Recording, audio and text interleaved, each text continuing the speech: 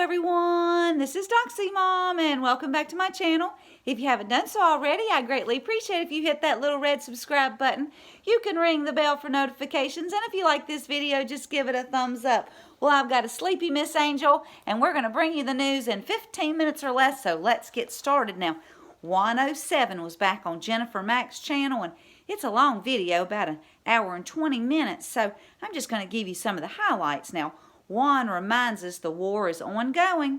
They've had to change plans, and just know that we're going after some of the biggest, baddest, meanest people on this planet and rooting them out from inside our government. And there have just been some surprises, but on the whole, Juan thinks that we're on schedule, and we just need to prayerfully support those who are waging this battle on our behalf.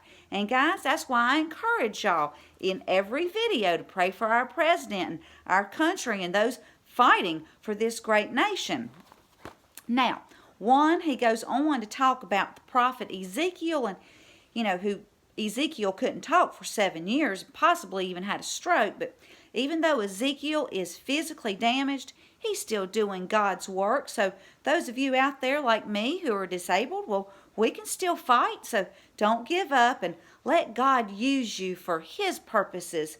Just pray and ask God to show you what He wants you to do. And then Juan, well, he basically just starts talking about the prophets of the Bible and how they warned the people of what was coming.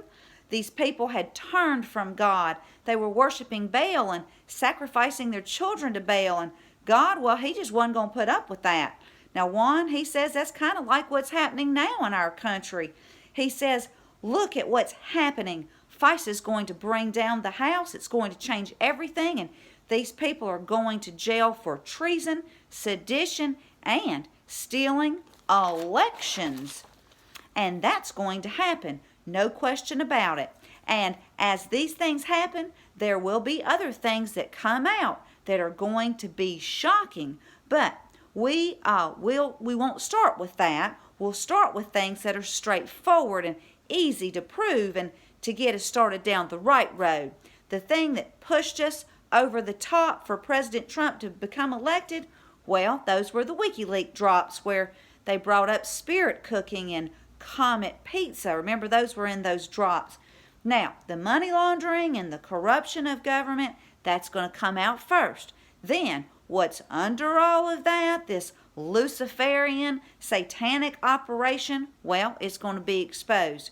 These evil people, which are a cult, and they occupy some of the highest offices in the land, they're orchestrating wars. They're using our wealth, our energies, our children in blood sport in these wars to bring about their new world order.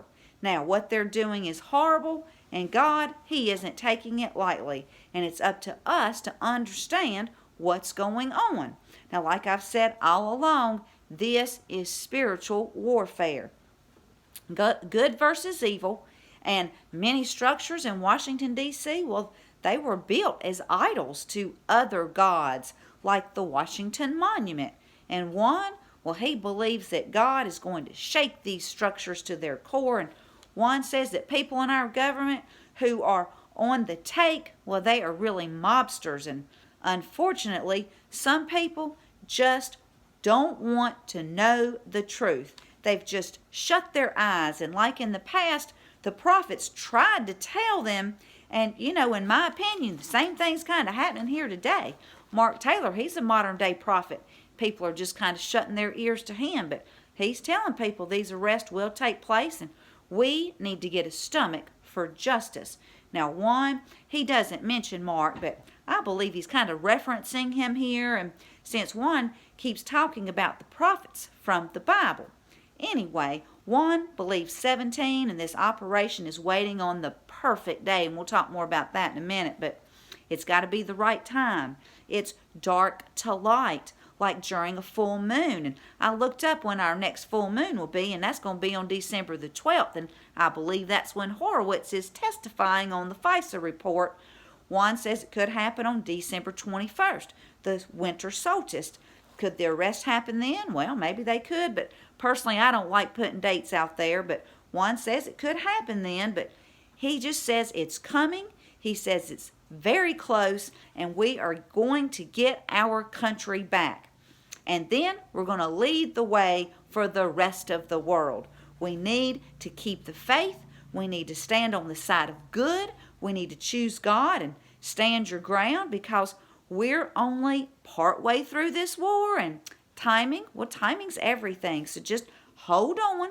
Justice is coming, and keep praying for President Trump and all those fighting to save our country, and keep waking people up. Be a part of the solution, not a part of the problem, by being impatient, by being critical. Juan says this is not the moment to lose heart.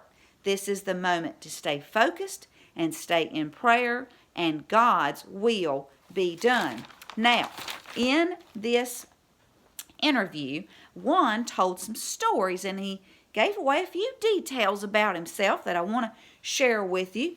First, Juan, he's got some money, y'all, because he went to the grocery store for peaches in his Jaguar. And I don't know about you, but I don't know anybody that drives a Jaguar, and I've certainly never seen anybody driving one way out here in the country where we live. But then Juan talked about watching the space launch as a kid on a television with tubes in the back. Wasn't JFK Jr. born in 1960? Then Juan was talking about having a house on the beach with 600 feet of waterfront and driving his speedboat 100 miles an hour on the water. And what I find very interesting is the Kennedy compound. Well, it's on 6 acres of waterfront property on Cape Cod in Hyannisport, Massachusetts. And, well, John F. Kennedy Jr., he was always a risk taker. And then there's a picture of John driving his dad's speedboat as a little boy, and I'll link that picture. Now, Juan tells us about another story about his neighbor that restored a car. And Juan said that he restored cars when he was young. Now, I couldn't find a connection there, but if one of you guys know about a connection, you might want to just leave that in the comments. Anyway, Juan's neighbor, well, he wrecked that car, and the car he had restored, and he was left with brain damage, bless his heart. But he and Juan, well, they struck up a friendship, and they would go fish together. And he said that the last day that they fished together, well, it was the perfect day. And then Juan said that he needed to leave for a while, and he had to try to explain to his friend that had this brain damage that he was leaving, and that was kind of difficult for him. And now Juan, he said he was leaving in September, but could he have left in mid-July? I don't know. Just throwing this out there for my JFK Jr. fans. Then Juan, he tells another story, and he pauses, and then he says his brother sent him a birthday present from overseas when he was a kid, but he could just be saying this to throw us off.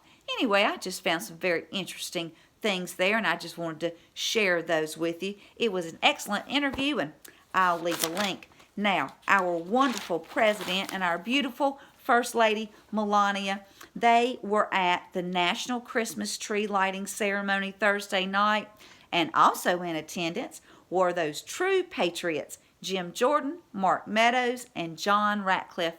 Well, President Trump, he wished everyone a very Merry Christmas, and Melania, she hit the button to light up the fabulous National Christmas Tree, and I'll leave a link if you want to go over there and see that beautiful tree.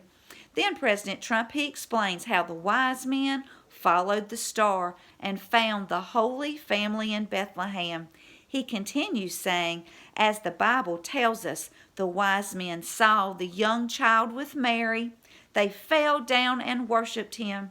Christians give thanks that the Son of God came into the world to save humanity.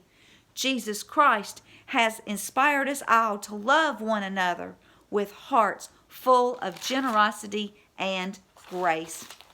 And then the president, he goes on to say that every person is a beloved child of God.